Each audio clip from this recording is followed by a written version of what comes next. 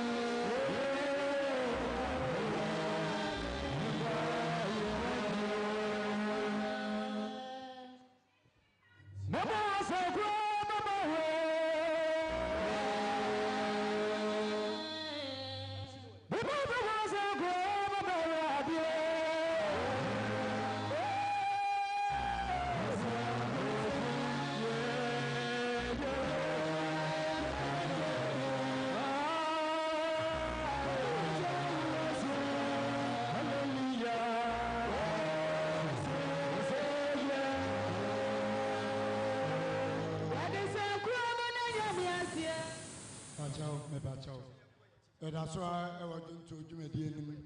Aka Emmanuel last line and the Moon Fichilon.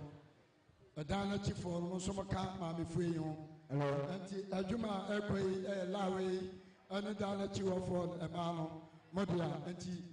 Umusha Group, Monfan, Saha, Fetchelosa, not Monya, come and Famaye. Masamo Monsumna, Monyan and Tentem, and Famaye said, we are na Kadamasa. Mamadikan, Mapamcho, Molana de Etia, and Mamadikan, Monfan Filanimo, Embla, not a child for no trash kama, now on a one feature on Swatras. A bunch of Guamo. Mama,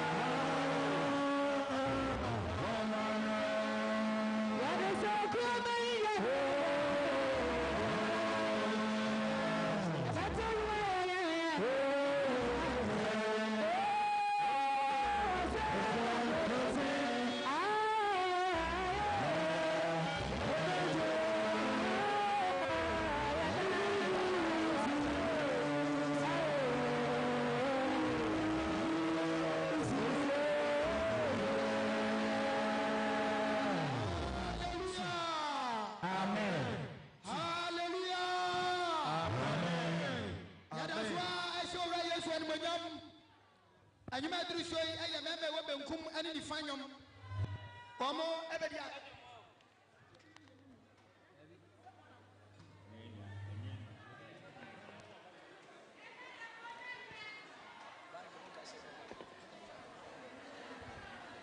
Samuel ademotofoɔ mo bɛ so dwom kakra mo ntena ase mo anoma yɛ ama berɛ na bi ti anyom mo to kyɛ dodo mo twa so anka aboa enti yɛse mɛma mo nyom yɛde bɛto asi yie wosɔ nyom baako a mo ntwa so ada ɛberɛ tigya mo Samuel yi mesrɛ mo ahanyɛ dii mepaakyɛ wɔ hyɛ ase mo ne nam na moma dede no ɛmmra fam yɛsrɛ mo adɔfo no sɛ wonya nkonnwa so ntena yi a yɛato yɛn nsa afrɛ nkonnwa no yɛbi nam kwan so ɛba enti moma makoma enti mbɛtena ase sisiɛ yɛwɔ mfie mpem mmienu ne aduonu mmienu bosome nwɔtwe ne da a ɛtɔ so aduonu nson ɛyɛ ɛnɛ ɛno na Onyankopɔn nam de tumi nna hoɔden so ɛyɛ ahomedaso kronkron a yɛnam so ne Onyankopɔn twɛdeɛ mpɔn ɛwɔ apam ne mu na yɛhyɛ Awurade animonyam yi na ɛho so wabɔ nsɛm ama Awurade koraa ɛna wɔsom nhyehyɛ yɛ adwumadeɛ na mpani akorokyerɛ gu nwoma so a mebɛde mu tia me yɛhyɛ ɛna wɔsom adwumadeɛ no ase no odiyifoɔ Joseph Boakye a ɔwɔ Atabrako so ɔno na bɔɔ mpaeɛ a ɛdi kan no ɛma yɛn ɛma Awurade tumi nna hoɔden ma yɛhu deɛ yɛhu yi na yɛte deɛ yɛte na meyɛ adom na mede ma no ankenkan sɛm no si a ɛma nyinaa bɛkɔ wɔ nkotodwa anim na mpani agyina wɔn nan so ne mmarima nyinaa na adwomtofoɔ ato yɛtwɛn ɛberɛ a acting apostle ɛwɔ yɛn nkyɛn ɔbɛkyerɛ baabi a yɛbɛkenkan ɛnɛ ɛnyɛ nwoma no afi na regional adiifoɔ pani na region mu nyinaa asankafoɔ pani Prophet Jacob Betty ɔbɛbɔ mpaeɛ berɛ a yɛato yɛtwɛn akan ɛnyɛ nwoma no awie no ɔna ɛbɛbɔ mpaeɛ ɛyɛ main player adwomtofoɔ mo bɛgyina mo nan so no mato ayɛ yie dwom na yɛagye yɛn deɛ asiw yie anaasɛ ɔsom no mmoa sika a yɛtua no homeda biara no ɛno na mmarima bɛgyina mo adi wɔn asa na mmaa no nso ade wɔn asa ayi wɔn sika yɛwie a na yɛde ɛne ɔsom ɛfɛ di kan no ɛbɛn awieɛ ne sɛ nti yɛbɛbɔ mpaeɛ ɛberɛ a honhom nnwumadeɛ no nyinaa abɛn awieɛ no na yɛba bɛtie Onyankopɔn anom asɛm anhyɛ yɛbɛtie Onyame anom asɛm no yɛbɛbɔ mpaeɛ yadeɛ nyinaa ɔdwomtoni odiifoɔ yɛnnua mbarima Samuel Frempɔn dodoɔ no anim sɛ frɛ ne Siti Same ɔno na bɛbɔ mpaeɛ berɛ a yɛbɛtie Onyankopɔn asɛm ɛnɛ yɛtie Nyame asɛm no a yadeɛ nyinaa Acting Ashanti West Region Pastor Peter Ernest Mensah ɔno na ne Awurade bɛfa ne so ade Nyame asɛm ama yɛn mande so ɔbɔ nsɛm yɛ ama Nyame asɛm koraa yɛtie Nyame asɛm no wie a yɛbɛbɔ mpaeɛ sɛ Nyame asɛm no ɛntena yɛ mu yɛbɛbɔ mpaeɛ ma Nyame asɛm no atena yɛ nipadua mu na yɛde akɔbɔ bra ayɛ Deacon Daniel Akwasi Frempɔn wɔno ɛna wɔ akorokyerɛ sɛ sɔfopani na Awurade na metumi so ama nsɛm no atena yɛ nipadua mu na yɛde ɛfa ɔtɔ so mmienu nso aba na wieɛ na deɛ ɛduru soɔ ɛyɛ afɔlebɔ deɛ ɛduru soɔ ɛyɛ afɔlebɔ no duru so a yɛ papa no aba bɛdi emutiame ɛde ama yɛn na Awurade na metumi so ɔkra bi afiri ne hoɔden ne ne bɔtɔm ayi sika no bi ɛde aboa na nneɛma bi asisi no akwan so pɛpɛɛpɛ na ayɛ animonyam hyɛ ɔna na hyɛ bɛbɔ mpa yɛ berɛ a yɛbɛgye sika yi announcement bi a wɔ bi amadawroma monkɔ mpani pro ho no monkyerɛ announcement bi a wɔ hɔ monkɔ atwerɛfoɔ no monkyerɛ aseda bi wɔ hɔ a monkɔ atwerɛfoɔ no na monkyerɛ ebire du a bɛsrɛ mpani ne magye na mayɛ nyinaa wɔ adwuma de ama yɛn na biribia ayɛ kama mepɛkyɛ wo a wonim sɛ osika ayera bɔ mmɔden abɛhu me na berɛ bɛgye wo sika ayera bɛhu me a na berɛ bɛgye wo sika announcement ne nyinaa bɛna wie a regina adiifoɔ pani pastor jeremia dwumfoɔ wɔbɛgyina mu na wayɛ wɔdima mpaabɔ ama akra a ɛde ahyia no nyinaa wɔdima mpaabɔ no bɛkɔ na wieɛ no na announcement biara nso aba na wieɛ na afei yɛbɛtie mpaeɛ a ɛtwa to a na yɛde bɛfiri ha afiri region no adiifoɔ pani yɛ papa jeremia dwumfoɔ no ahɔ na yɛadeɛ nyinaa apostle peter mensa ɔkyɛ dwom ahyida so de ama yɛn na ansa yɛde dwumadeɛ nyinaa bɛkɔ na wieɛ no ɛnɛ nana a wɔno na ɛhwɛ bɔnta so kura yi so wɔwɔ yɛn nkyɛn a ɛnɛ mpani ato wɔn nsa afrɛ no dwumadeɛ no mu ɛnɛ wɔde n'anim anyam abɔ bi akyi dɔm bɔnsɛm kɛseɛ ma ne paa ɛyɛ yɛdeɛ nyinaa yɛn nana kwaku dua wɔwɔ yɛn nkyɛn ebirabira yi enti mpani bɛbɛ na kwanya na ebire bi do a ɔno nso ɛde n'ano di sɛm ama bɛdware nyina n'ano si a na mpani ehyira ɛnɛ ɔsom no so ɛde ama yɛn korakora ɛne deɛ ma no asi na mɛforo mpani wɔ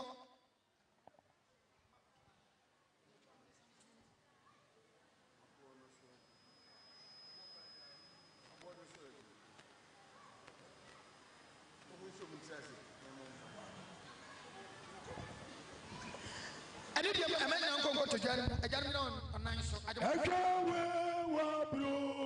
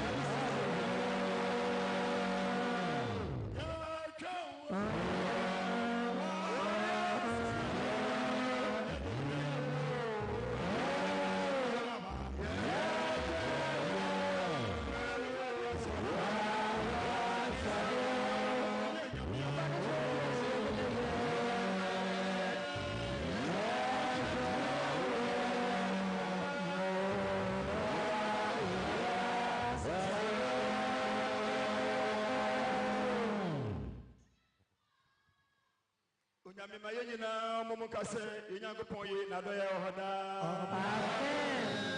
Amen. Onyame ono nko na ye anwade akese. Wona mutumi ene na do ye so. Na otwe pai boy mu. Wa ya do ye bebre. Wabuye ne o me nyina ho ban. Ene ho me do ya apamodan atuen. Ene o me nyina wa sudie mu a. Na ya wura de saiye. The sent and the Yakabiosi, Yami, Nadaya Oda. Amen. Amen. And a woman Muhammad Day, the Debede Radiasi, Navigina Suja Boy and Payano, Israel Chong, Wahani Etunum, Yafane Radiasi. Israel Nama Wahani Etunum. What you also say? Onyango Ponkona and it is seven. Enya awurade enya yen na wudi mom na fa enmanya mano wado yenti unukure nti adan na amanaman enka se ehiara na wo nyankopon wo na ye nyankopon no wo soro de opanyina na oyo wona honi ni eyegita ene sika nipa nsa no adwuma wawani na onkasa wawanu na onkasa wawani na owunade wawa aso na onti asem wawahwene na wanti hwe wansa wonfa nkade wonan onfa nante na wonfa won mene wanso nkasa wona waya won te sa wonara obiara wade ne hoto won so no Israel fa hoto awurade so womoa ene wancham ne no Aaron fie Mofa mo nto awurade so wo mo ene won ncham ene no mo abusuro awurade mofa mo nto awurade so wo mo ene won ncham ene no awurade aka yen obesira yen obesira Israel fie obesira Aaron fie obesira wona usuro awurade nketwa ni akasia nyina awurade bema no adoso mo ne mo ma mo ye nipa a wasira won ama awurade Osuro ni asase yafo no osuro ye awurade soro na asase de wadi ama enipa ma anya awufo ne be ye awurade aya na anya wona wo sanu kokom ye mu biara na ye ye besira awurade afiri na e de kwesida munyi awurade aya hallelujah Amen. Onyame ya madwuma nyino.